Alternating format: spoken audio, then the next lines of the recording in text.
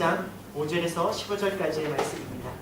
먼저 누가복음 9장 1절에서 6절의 말씀을 읽고 마태복음 10장 5절에서 15절의 말씀을 읽도록 하겠습니다. 예수께서 12제자를 불러 모으사 모든 귀신을 제어하며 병을 고치는 능력과 권위를 주시고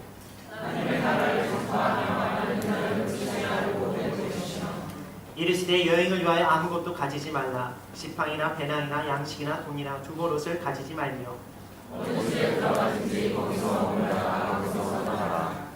누구든지 너희를 영접하지 아니하거든 그 성에서 떠날 때 너희 발에서 먼지를 떨어버려 그들에게 증거를 삼으라 하시니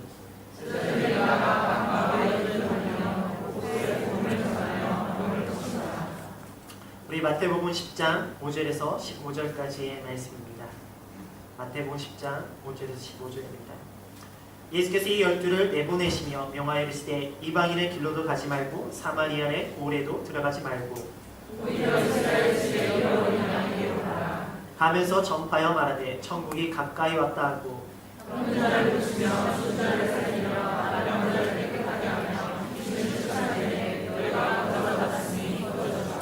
너희 전대에 금이나 은이나 동을 가지지 말고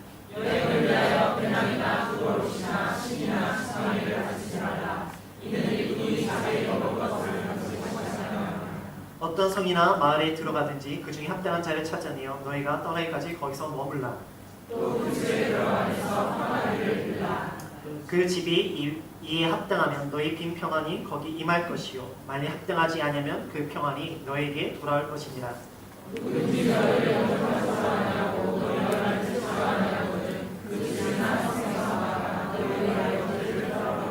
같이 읽겠습니다. 내가 진실로 너희에게 이르노니 심판의 날에 소돔과 고모라 땅이 아멘. 할렐루야. 오늘 이곳에 오신 여러분들 주님의 이름으로 축복합니다. 함께 선포하기 원합니다. 나는 하나님의 사람입니다. 나는 하나님의 복된 사람입니다. 우리 옆에 있는 분들의 선포하겠습니다. 당신은 승리자입니다. 네, 지난주에 우리는 예수님 앞에 엎드렸던 회당장 야이루의 모습, 그리고 예수님 향해서 손을 뻗었던 12의 혈루충이 여인에 대한 말씀을 들었습니다. 우리가 우리의 자녀가 절망 속에 있을 때 우리가 엎드려야 될 유일한 대상은 바로 오직 예수 그리스도십니다. 그리고 우리가 절망 가운데 있을 때 마지막 희망을 걸고 온 힘을 다해 손을 뻗어야 할 대상도 오직 예수 그리스도십니다. 그분은 우리를 조건으로 대하시는 분이 아니라 우리를 존재로 대하시기에 우리가 어떤 상황에 있어도 우리를 귀한 하나님의 자녀로 받아주시는 분이십니다. 우리가 그분을 통해서 구원을 받았고 그분을 통해서 사랑을 느꼈고 그분 때문에 이 자리에 있다면 이제는 우리의 모습 가운데 문제 때문이 아니라 예수 그리스도 때문에 예수 그리스도의 말씀 때문에 하나님 앞에 엎드리며 그분을 향해 손을 뻗는 신앙의 모습이 일어나곤 합니다. 그럴 때 어떤 절망이 와도 죽음이라는 절망이 와도 우리는 그 절망에서 깨어 일어나서 부활의 소망을 가질 수 있는 모습이 일어납니다.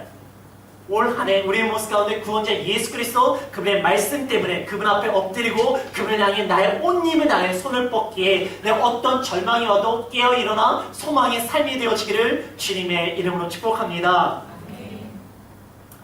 오늘의 말씀은 예수님께서 12명의 제자들을 파송하시는 말씀입니다.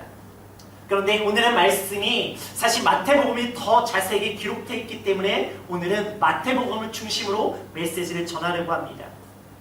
예수님의 제자들을 파송하시면서 그들이 어디로 가야 될지, 무엇을 전해야 될지, 무엇을 준비해야 할지에 대해서 말씀하고 계십니다.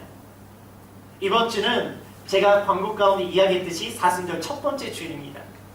사순절에 예수님의 부활하심에 대해서 우리가 죽음에 묵상하고 부활하심을 고백하며 예수 그리스도의 다시 오심을 기다리는 절기가 바로 사순절입니다. 그런데 이 사순절 기간 가운데 우리가 단순히 죽음을 묵상하는 것이 아니라 죽음의 목적, 예수님께 십자가 달리신 이유, 그것을 묵상하기에 그 이유대로 우리가 복음을 증거하는 삶이 일어나기 원합니다. 부활절이 우리 가운데 그냥 우리 부활의 기쁨으로만 끝나는 것이 아니라 이 자리에 부활주일 때 정말 믿지 않던 영혼들이 이 자리에 나와서 예수 그리스도를 만나고 함께 기뻐하는 부활의 영광이 우리 가운데 일어나기 원합니다. 그러기 위해서 오늘 말씀을 통하여 우리가 하나님의 나라 그 복음을 어떻게 증거할지에 대해서 말씀을 듣고자 합니다. 우리 5절에서 6절의 말씀을 다시 한번 읽어보도록 하겠습니다. 5절에서 6절입니다. 시작. 예수께서 열두를 보내시며 명하여 이르시되 이방인의 길로도 가지 말고 사마리아인의 도로로 들어가지 말고 오직 이스라엘의 집에 잃어버린 양에게로 가라. 보내신 내가 갈 수 있고 내가 할 수 있는 곳에서부터입니다. 우리 5절에 내보내시며 가지 말고 거기다 밑줄 쳐보세요. 그리고 6절에 이스라엘의 집에 잃어버린 양 거기다도 밑줄 쳐보세요. 마태복음 10장 1절에 보면 예수님께서 12제자를 부르셨다라고 기록하고 있습니다. 여기서는 제자라고 표현하고 계세요. 근데 10장 2절 한 절을 더 넘어가면은 예수님께서 12사도들의 이름은 이러하니 라고 하며 사도라고 말씀하십니다. 제자와 사도의 차이는 뭔가? 그것이 1절에 12제자를 부르시다 라는 거기에 답이 있습니다. 바로 부르심을 받은 사람이 제자입니다. 제자는 헬라어 단어는 훈련하다, 양육하는 뜻을 가지고 있습니다. 예수님이 12명의 제자를 부르시고 그들을 훈련하고 양육하셨습니다. 그런데 그들을 또 사도라고 부르십니다.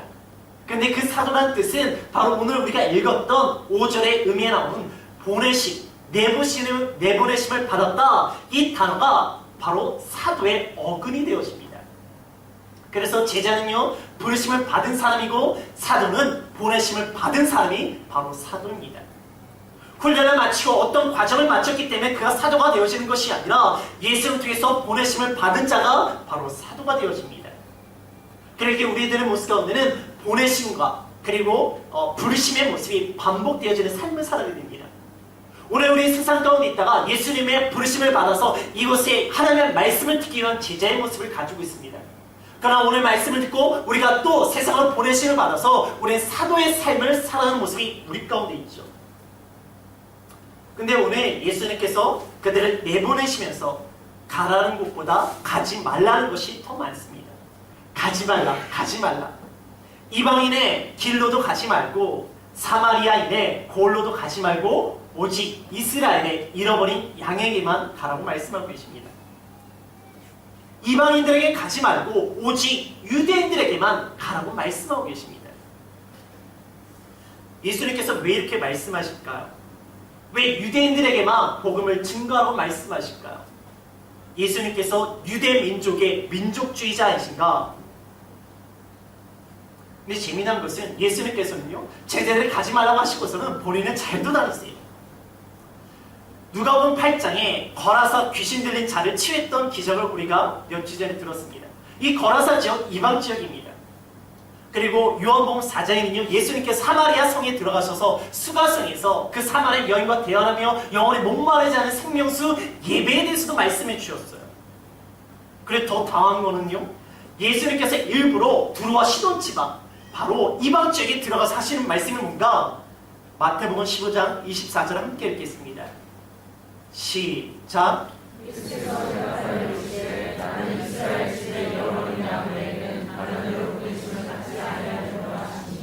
오늘 본문과 동일한 나는 이스라엘 집에 잃어버린 양 외에는 보내심을 받지 아니했다라고 말씀하시고 나서는 마태복음 15장 28절에 이야기하십니다. 시작. 예수께서 대답하여 이르시되 여자여 내 믿음이 크도다 내 소원을 얻으리라 하시니 그때부터 그의 딸이 나으리라. 사실 이 여인은 이방 여인입니다. 그 여인의 딸이 귀신에 들려서 어려움이 있었는데 예수님께서 이 여인의 딸을 고쳐주세요. 예수님은 갈릴리에서 떠나서 이 두루와 시돈 지방에 작정하시고 들어가셨습니다. 그리고 작정하시고 들어가셔서 누굴 만난가? 이 여인만 만나고 그리고 다시 돌아오세요.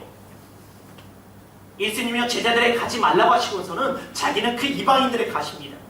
그리고 그들과 대화하시고 그들을 치유하시고 그들에게 구원 허락해 주시고 영원히 목마른 생수와 예배와 구원의 사건을 일으키십니다. 예수는 결코 유대 민족주의자가 아니십니다. 이 세상 모든 사람의 복음을 전파하기 원하시고 구원받기 원하시는 분이 예수 그리스도이며 열방의 왕이십니다. 우리 마태복음 28장 19절을 볼게요. 마태복음 28장 19절입니다. 시작. 그러므로 너희는 가서 모든 민족을 제자로 삼아 아버지와 아들과 성령의 이름으로 세례를 베푸고. 여기에 모든 민족이라고 말씀하고 계십니다. 사도행전 1장 8절입니다. 시작. 오직 성령이 너희에게 임하시면 너희가 권능을 받고 예루살렘과 온 유대와 사마리아와 땅끝까지 이르러 내 어디까지요? 사마리아와 땅까지 이르러 내 증인이 되라고 말씀하고 계십니다. 그런데 왜 제자들에게 그곳에 가지 말라고 하실까? 이것은요, 제자들을 위한 조치였으며 제자들을 위한 배려였습니다. 베드로는 예수님의 수제자였습니다. 베드로는 예수님의 부활을 경험했고요, 예수님부터 지상 최후의 명령이 그 말씀을 들었고, 또한 성령의 강림의 사건을 경험했던 사람이 바로 베드로입니다. 그러나 그런 베드로조차도 이방인 고넬료에게 복음을 전하라는 메시지 가운데 그에게 갈등이 있었어요. 그것이 사도행전 10장에 고넬료 사건 가운데 기록되고 있습니다. 이방인에 간다는 것이 이렇게 그들에게 어려운 거예요. 유대인이 이방인들에게, 사마리아인들에게 복음을 증거하러 간다는 것이 부활을 경험하고 그 명령을 들었음에도 불구하고 성령이 충만해도 그것이 간다는 것이 그렇게 갈등이 되고 힘든 일입니다. 그래서 예수님께서 제자들의 상태를 알고 있어요. 그러니까 너희들 지금 할 수 있는 대상에게 복음을 증거하라 말씀하고 계십니다. 전도요? 그것은 먼저 내가 할 수 있고 갈 수 있는 자들에게 먼저 전하는 것입니다. 내가 불편하고 내가 꺼리고 내가 힘들어하는 사람에게 먼저 주님을 전하는 것이 아니라 편하게 다가갈 수 있는 사람, 가까이 있는 사람, 사랑하는 사람에게 전하라고요. 물론 우리는 땅까지 이르러 주님의 증인이 되어야 됩니다. 그리고 원수된 자에게도 우리는 복음을 증거해야 됩니다. 그러나 먼저 가까이 있는 사람, 사랑하는 사람에게, 내가 편하게 대할 수 있는 사람에게 먼저 증거하라고 말씀하고 계세요. 우리에게 가깝고 편하고 좋아하는 사람이 누가 있습니까? 가족이고요, 또한 이웃이고요, 직장 동료입니다. 그런데 우리의 모습 가운데 그 가까운 사람에게 말씀을 전하지 않고 복음을 전하지 않고 그저 멀리 있는 사람에게 전하기 위해서 선교 여행을 떠나는 모습이 있어요. 그게 아니라고요. 복음의 대상은 먼저 가까이 있는 사람, 편하게 대할 수 있는 사람에게 먼저 증거가 되어야 됩니다. 교회는 나오고 있지만 아직 마음에 구원의 확신이 없는, 아직 마음이 열리지 않은 분들, 아내 때문에, 남편 때문에, 애들 때문에 어쩔 수 없이 이 자리에 앉아있는 분들, 사람들의 관계 때문에 나오긴 하지만 드문드문 나오는 분들이 있습니다. 그런 분들을 위해서요, 이 사순절 기간 가운데 그분의 마음이 열리고 구원의 확신이 일어날 수 있도록 기도하는 시간이 되어지길 원합니다. 싱가포르 땅에는 가나안 교회 성도분들이 참 많다고 들었습니다. 아시는 분들은 알 거예요. 교회 안 나가는 성도분들. 한국에서는 믿음 생활을 했지만 싱가포르 땅에 와서는 믿음 생활을 하지 않는 분들, 또한 이곳에서 신앙생활을 했지만 어떤 이유에서 간에 더 이상 신앙생활을 하지 않는 분들, 교회를 다니고 있지만 한 곳에 정착하기보다는 여러 교회를 순회하며 예배드리고 있는 분들, 이분들이 예수 그리스도를 아는 분들입니다. 예수 그리스도를 고백했던 분들입니다. 예수 그리스도의 사랑을 아는 분들입니다. 이분들이면 예수 그리스도에 대한 거부감이 없는 분들이에요. 그러나 그분들의 마음 한 곳에는 사람에 대한 거부감이 있는 분들입니다. 먼저 그분들에게 복음의 회복을 전하십시오. 그분들의 상처받은 마음이 회복되어지고 무너진 예배와 그 무너진 성전이 회복될 수 있도록 기도하십시오. 그리고 그분들을 하나님의 집으로 초대하십시오. 아직 예수 그리스도를 받아들이지 않고 아는 나의 가깝고 편한 가족과 나의 이웃과 동료들이 있습니다. 그 편한 관계가 불편한 관계가 되어질까봐 아직 예수 그리스도를 드러내지 않은 우리들 그 관계들이 있습니다. 그러나 이 사순절 기간 동안에 우리들의 모습 가운데 예수 그리스도의 십자가의 능력을 믿고 기도하며 예수 그리스도를 드러내십시오. 그 관계가 편한 관계를 뛰어넘어서 우리가 며칠 전에 들었던 말씀의 가족 관계가 될 줄 믿습니다. 그에게 보내신 내가 할 수 있는 곳에서, 내가 갈 수 있는 곳에서부터 시작하십시오. 우리 사순절 기간 가운데 예수 그리스도의 보내심이 우리 가운데 일어나기를 주님의 이름으로 축복합니다. 우리 7절과 8절의 말씀을 읽겠습니다. 7절과 8절입니다. 시작.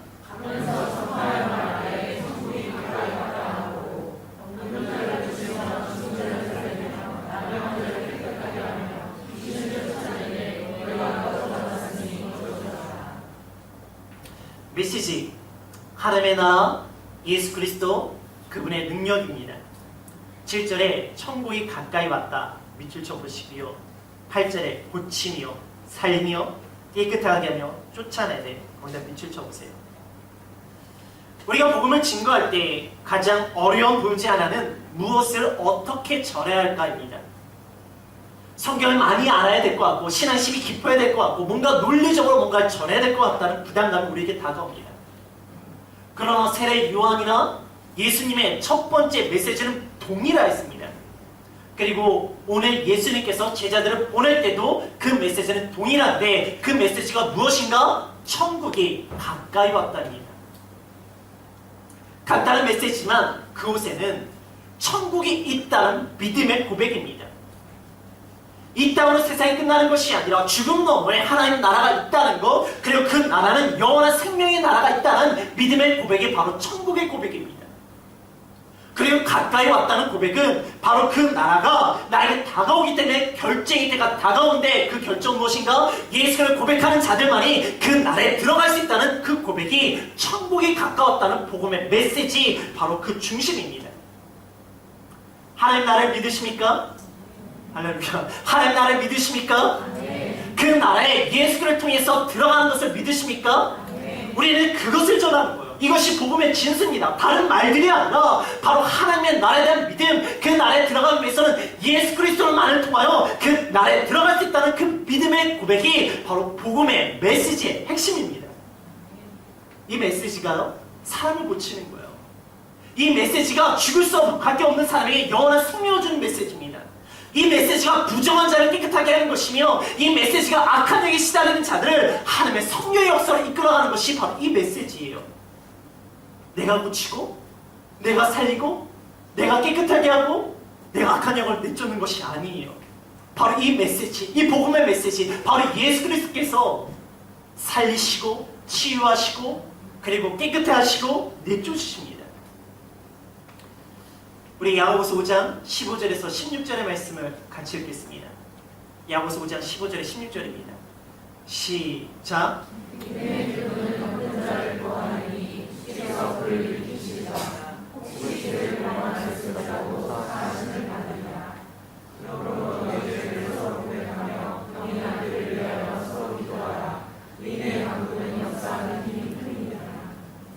믿음의 기도, 의인의 간구. 제겐 이런 능력이 있는지 모르겠습니다. 그러나 저는요, 주님께서 이런 능력이 있는 줄 믿어요. 그래서 그것으로 믿음으로 기도합니다. 제가 하는 것이 아니라 주님께서 하시는 것이고 주님께서 치유하시고 주님께서 고치시게 이 믿음을 가지고 기도하는 것이 믿음의 기도며 의인의 간구며 이것이 능력이고 권능이라는 거예요. 그래서 우리가 이 자리에 치유받고 우리가 영원한 생명을 소유했고 우리가 악한 영에 시달리는 것이 아니라 성령의 충만함이 일어나며 우리가 부정한 삶을 살아가는 것이 아니라 거룩한 삶을 살아가며 이 자리에 나와 있잖아요. 우리가 이 복음의 메시지를 믿을 때 믿기 전과 후 분명히 다른 것이 있습니다. 그것을 전하는 거예요. 복음의 메시지를 통해서 내 안 가운데 일어났던 일들을 전하는 거예요. 그 믿음의 기도와 간구 그리고 그 복음의 메시지를 듣고 그 사람들에게도 고침이 일어나고 생명이 일어나고 깨끗함이 일어나고 그 가운데 악한 것들이 떠나가는 역사가 일어난다는 거예요. 이것이 우리가 전할 복음의 메시지입니다. 성경을 많이 알아야 할 수 있는 것이 아니에요. 나에게 능력이 있어야지만 할 수 있는 것이 아닙니다. 하나님의 나라와 예수 그리스도 그분의 능력, 그것을 전하기를 주님의 이름으로 축복합니다. 우리 9절에서 10절을 같이 읽을게요. 9절에서 10절입니다. 시작.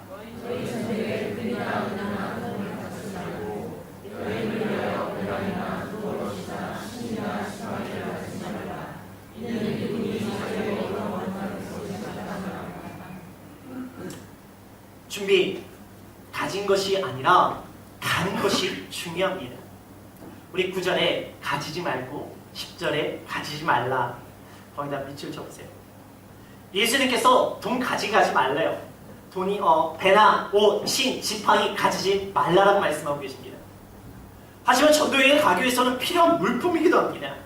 그러나 예수님께서는 우리가 이런 부분을 신경 쓰다가 정작 복음을 전할 준비를 충분히 소홀히 할까봐, 우리가 제대로 하지 못할까봐 말씀하고 계세요. 재정에 대한 부분으로 인해서 고민을 하다가 우리가 전도를 못하고 선교를 하지 못한다면, 거기서 지낼 것을 준비하다가 정작 복음에 대해서, 삶에 대해서 하나님의 말씀을 증거하는 것에 대해서 우리가 잘 준비를 못한다면 해외 아울치를 갈 때마다 제가 팀원들에게 주의를 주었던 두 가지가 있습니다. 첫 번째는요, 면세 전출 금지였고요. 두 번째는 선교지에서 패션쇼 금지였습니다. 해외 아울치를 해외 여행으로 생각하시는 분들이 계세요. 그래서 면세점에서 쇼핑하시는 분들, 포스트잇에 쇼핑할 리스트를 빽빽하게 적어오고 심지어 주변의 분들까지 부탁을 받아서 그것들을 사러 가느라 분주하신 분들, 선교여행 떠나기 전날 밤늦게까지 짐을 쌉니다. 거기 가서 뭐 입을까 고민하다가, 그리고 매일 옷을 갈아입고 혼자 패션쇼 하시는 분들이 계세요. 우리가 복음을 전하러 가는 것이지 우리가 가진 것을 자랑하러 가는 것이 아니잖아요. 1월에 우리 청년들이 바탐 단기 선교를 갔다 온 사진과 영상을 보았습니다. 열심히 섬기는 모습도 있지만 저의 눈에 들어왔던 것은 우리 자매 청년들이 하나같이 냉장고 바지를 입고 있던 모습, 성인분들의 익숙한 용어로 표현하자면 몸빼 바지를 입고 사역하는 모습을 보았습니다. 너무 이쁜 거예요. 복음을 전하고 사역하는 데 있어서 이 몸빼 바지만큼 최적화된 바지가 어디 있겠습니까? 다음에 저도 좀 가져가려고 하고 있습니다. 생명 말씀께는요, 올해 아울칠 6번 준비하고 있습니다. 한 번 지나갔습니다. 이제 5번 남았습니다. 그 선교를 준비하면서 제자인 문제가 있어서 우리가 선교하기 어렵다는 이야기가 안 나왔으면 좋겠어요. 그래서 선교 갈 때마다 우리 선교 작정 운동하려고 하고 있습니다. 많이 들으면 많이 들어오고 사역을 할 거고요. 적게 들으면 적게 들어오고 사역을 할 거예요. 그래서 재정의 문제 때문에 선교를 갈까 말까 그런 고민 안 할 거예요. 우리가 고민할 것은 어떻게 전할 것을 준비할 것이며 어떻게 복음을 전할 것을 준비하는 것이 우리 가운데 일어나기 원합니다. 우리 11절에서 13절의 말씀을 같이 읽어볼게요. 11절에서 13절입니다. 시작. 어떤 성이나 마을에 들어가든지 그 중에 합당한 자를 찾아내어 너희가 떠나기까지 거기서 머물라. 또 그 집에 들어가면서 평안하기를 빌라. 그 집이 합당하면 너희 평안이 거기 임할 것이요 만일 합당하지 않으면 그 평안이 너희에게 돌아올 것입니다. 협력, 합당한 자와 함께하라입니다. 11절에 합당한 자, 거기서 머물라 밑줄 쳐보시고요. 13절에 합당하면 평안이 거기 임할 것이요. 거기도 밑줄 쳐보세요. 하나님의 복음을 증거하는 데는 협력이 필요합니다. 예수님께 합당한 자를 찾으라고 말씀하고 계세요. 근데 누가 합당한 자입니까? 근데 그 합당한 자가 사실 오늘의 본문의 10절 마지막 부분에 나와 있는 마땅하다는 단어와 동일한 단어입니다. 바로 합당한 자는 일꾼이 자기의 먹을 것을 받는 것이 마땅히 여기는 자, 그의 삶과 그의 생각이 그것을 마땅히 여기는 자가 합당한 자라고 말씀하고 계세요. 이런 자를 찾아서 거기에 머물라고, 그가 정말 합당한 모습이 있다면 하나님의 평안이 그곳에 임한다라고 말씀하십니다. 구약시대에 엘리사라는 선지자가 사역을 할 때 그를 돕던 수넴 여인이라는 여인이 있습니다. 우리 열왕기하 4장 8절에서 11절의 말씀을 같이 읽어볼게요. 열왕기하 4장 8절에서 11절입니다. 시작. 하루는 엘리사가 수넴에 이르렀더니 그의 함께한 여인이 그를 강권하여 진실을 먹게 하였으므로 엘리사가 그곳을 지날 때마다 진실을 먹으러 그에게로 들어갔다가 여인이 그의 남편에게 이르되 항상 우리를 지나가는 이 사람은 하나님의 거룩한 사람인 줄을 내가 아노니 청하건대 우리가 그를 위하여 작은 마음을 강인히 만들고 침상과 책상과 의자와 촛대를 주사하라. 그가 우리에게 이르면 거기에 머물리라 하였더라. 죄송합니다. 계속 읽으시죠. 그러면 엘리사가 거기에 이르러 그 방에 들어가 누웠더니 네. 수넴 여인은 엘리사를 위해 식사를 대접할 뿐만 아니라 그를 위해 몸을 처소를 준비했던 사람입니다. 작은 방이라고 기록되고 있지만 사실 그는 엘리사를 위해서 최고의 물품을 준비했어요. 특히 의자로 기록된 이 히브리어는 왕의 보좌라는 의미를 가지고 있는 단어를 사용하고 있습니다. 그 성경을 통하여 수넴 여인은 아이가 없다가 아들을 얻게 되어지고요. 그 아들이 죽었지만 엘리사를 통하여 다시 살아나는 기적을 체험하게 되어집니다. 생명의 말씀교회 이런 수넴 여인처럼 복음을 증거하며 선교하시는 분들을 마땅히 돕는 것을 마땅히 여기는 분들이 일어나기 원합니다. 그런 마땅한 생각들이 일어날 때 그것이 합당한 자의 모습이 되어지고 그 합당한 자의 모습 가운데 하나님의 평안이 일어난다라고 기록하고 있어요. 이것은요, 그분들의 섬기를 위한 귀한 삶이지만 오늘의 말씀처럼 우리에게 평안이 임하는 은혜이며 또한 수냄 여인이 경험했던 기적을 체험할 수 있는 은혜라는 것이죠. 우리가 머물고 있는 이 땅을 어떻게 섬길까 생각하며 기도하고 있었습니다. 길이 열리게 해달라고. 근데 감사하게 전했던 교회 성도분이 출장차 이 싱가포르에 왔다가 싱가포르 복지단체와 연결을 해주셨습니다. 그래서 그 단체와 협력하는 것을 좀 기도하며 진행하고자 합니다. 많은 것을 할 수 없어도 괜찮습니다. 그러나 시작할 겁니다. 또한 우리가 8.15 때 1년에 한 번 일본교회 IJCS 교회와 연합 예배를 드렸습니다. 근데 단순히 예배 한 번 드리는 거 끝나는 것이 아니라 그 교회 연합하려고 하는 마음이 제 마음에 있습니다. 제 마음의 생각을 그 이토 목사님과 나누었고요. 이토 목사님도 그것을 가지고 만나서 이야기하고 싶다고 이야기하셨어요. 그래서 이번 주 화요일 날 만나서 이야기할 겁니다. 여러분 그것을 통해서 아름다운 협력이 일어날 수 있도록 기도해 주십시오. 또한 우리가 함께하는 이 톰슨 교회와 또 어떻게 협력할 것인가를 가지고 기도하고 있습니다. 우리는 협력자가 필요하고요. 또한 협력자가 되어야 됩니다. 우리는 이것을 마땅히 여길 수 있는 합당한 자가 되어야 되고 그 합당한 자에게 하나님의 평안이 임한다고 말씀하고 계세요. 오늘 시 우리들의 모습 가운데 그것을 돕는 것을 마땅히 여기며 우리의 모습에 그것이 합당한 자가 되어지고 그 합당한 자에게 주시는 하나님의 평안의 은혜, 기적이 우리 삶 가운데 일어나기를 주님의 이름으로 축복합니다. 우리 14절과 15절의 말씀을 같이 읽겠습니다. 14절과 15절입니다. 시작. 누군지 너희를 영접하지도 않냐고 너희 말을 듣지도 않으면 그 지나가 생각하나 너희 말의 먼지를 빨아버리라. 내가 진실로 너희에게 이르노니 지난 날에 소돔과 고모라 땅이 그 성보다 되기 쉬우리라. 거절받는 자가 아니라 거절하는 자의 두려움입니다. 14절 영접하지도 아니하고 듣지도 아니하고를 밑줄 쳐보시고요. 15절에 심판날의 소돔과 고모라 땅이 그 성보다 견디기 쉬우니라 밑줄 쳐보세요. 우리가 복음을 증거하며 선교하러 가는데 여러 가지 장애물들이 있죠. 시간도 없고 재정의 문제도 없고 잘 모르고 어떻게 해야 될지도 모르는 부분들이 있습니다. 그러나 무엇보다도 우리로 하여금 복음을 증거하고 전도하는 데 있어서 가장 큰 장애물이 바로 거절감입니다. 선한 의도를 가지고 복음을 가지고 그를 위해 기도하고 다가가는데 나를 받아주지 않을 때, 내 이야기를 들으려 하지 않을 때 그 거절감, 함께 예배하고 싶고 함께 기도하고 싶은데 그것이 싫다고 거부할 때 얼마나 마음이 아프고 속상합니까? 근데 예수님께서요 제자들 보내시며 그런 거절감이 일어난다라고 말씀하고 계세요.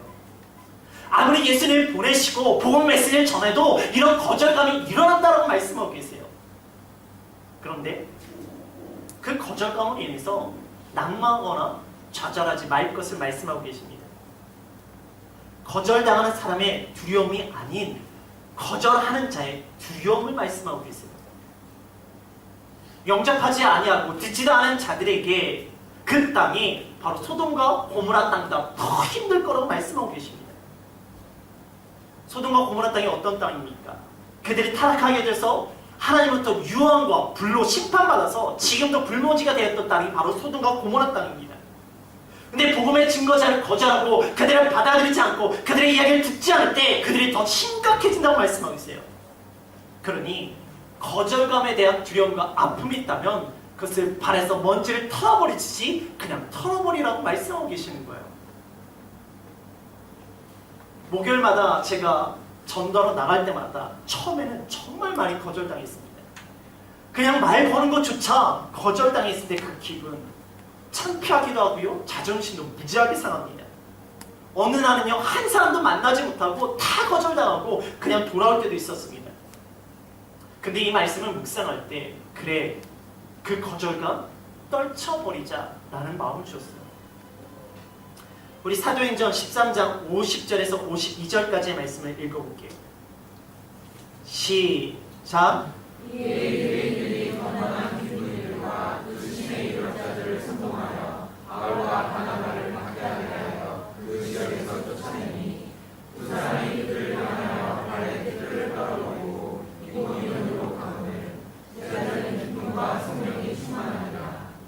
바울과 바나바가 박해를 받고 쫓겨났지만 그들은 절망하거나 그들은 낙담하지 않았습니다. 오히려 낙담과 절망을 떨어버리고 그들의 모습 가운데 기쁨과 성령 충만함이 일어났다 기록하고 있어요. 거절감의 두려움은 거절당하는 자에게 일어나는 것이 아니라 거절하는 자에게 일어나는 것이고 복음의 증거자에게는 복음의 기쁨과 성령의 충만함이 일어난다고 말씀하고 계십니다. 오늘 시간 우리들의 모습 가운데 복음을 증거하다가 전도하다가 거절감의 두려움이 아니라 복음의 기쁨과 성령 충만함이 일어나기를 주님의 이름으로 축복합니다. 거절감의 두려움은요 우리에게 일어나는 것이 아니라 거절하는 자에게 일어난 사건이에요. 청년들이 바탐을 갔다 온 다음에 싱가포르 지역에서 이 지역에 있는 사람들에게 복음을 나누는 것을 하였습니다. 제가 어떻게 하는지 보러 갔다 왔어요. 거절당하는 청년들도 있었습니다. 어떤 청년이 예수님을 전하지 못했지만 그들과 삶의 이야기하는 청년들도 있었어요. 그리고 어떤 청년들이 예수님도 전하고 그들과 연락처도 교환하는 모습을 보았습니다. 근데 그 청년이 돌아온 다음에 이제는 우리가 한 달에 한 번씩 정기적으로 가겠습니다 하는 이야기를 제가 들었어요. 그 이야기를 들었을 때 제가 얼마나 기뻤는지 모릅니다. 그런데 그 기쁨이 저만의 기쁨이겠습니까? 하나님의 사람들이 주변에 있는 사람들의 복음을 증거하러 나갔던 그 청년들의 모습을 하나님께서 얼마나 기뻐하실까? 말씀을 정리하겠습니다. 복음을 전하는 모습, 이것이 하나님을 가장 기쁘게 하며 영광 돌리는 모습입니다. 복음을 전하는 것, 이것이 예수님께서 우리를 이곳에 부르신 예수님의 훈련의 목적이며 우리를 사도로 보내시는 예수님의 목적입니다. 예수님께서는요 먼저 우리가 할 수 있는 것, 할 수 있는 사람에게 전도하라고 말씀하고 계십니다. 복음의 메시지는 심플합니다. 바로 하나님의 나라와 바로 예수 그리스도 그분의 능력입니다. 우리가 준비해야 될 것은 많은 것들이 아니라 바로 복음을 어떻게 전할 것인가, 그 준비만이 중심입니다. 그래서 우리는 협력해야 돼요. 복음을 증거하지 않아 돕는 것을 마땅히 여기며 그 마땅히 합당한 조건이 되어지고 우리 가운데 하나님의 은혜와 하나님의 평강과 하나님의 기적이 일어나도 말씀하고 계십니다. 거절감이 일어날 수도 있죠. 그러나 거절감에 대한 두려움과 상처는 발에서 먼지를 털어버리듯이 우리 털어버린 것이고 복음의 기쁨과 성령 충만함 나아가라고 말씀하고 계세요. 그러기에 우리 가운데 일어나는 복음의 대상, 복음의 메시지, 복음의 준비, 복음의 거절감, 이 모든 것이 복음을 증거하는 데 방해물이 되어지는 것이 아니라 우리라도 복음을 증거할 수 있는 은혜가 되어집니다. 예배 회복은 복음의 능력이 회복될 때 예배 회복이 일어납니다. 교회가 교회다워지는 것은 교회가 복음을 증거하고 복음을 선포할 때 교회가 교회다워집니다. 생명의 말씀 교회 예배가 회복되어지길 원하신다면 우리 가운데 복음의 능력의 회복이 일어나야 되고, 생명의 말씀 교회가 교회다워지기 원한다면 정말 복음을 선포하고 복음을 증거하는 모습이 우리 가운데 일어날 때입니다. 그러기 위해서 우리에게 성령님의 사모함이 필요합니다. 주의 성령이 임하시면 너희가 권능을 받고 뭐라고요? 권능을 받고 예루살렘과 온 유대와 사마리아와 땅까지 이르러 뭐가 되라고요? 내 증인이 되라 말씀하고 계십니다. 성령의 능력을 통하여 우리 가운데 복음의 능력이 일어나고 우리 삶 가운데 예수 그리스도의 영광과 예수 그리스도의 기쁨이 일어난다고 말씀하고 계십니다. 오늘 그 말씀이 우리 가운데 이루어지기를 주님의 이름으로 축복합니다. 이 시간 우리 함께 찬양하겠습니다.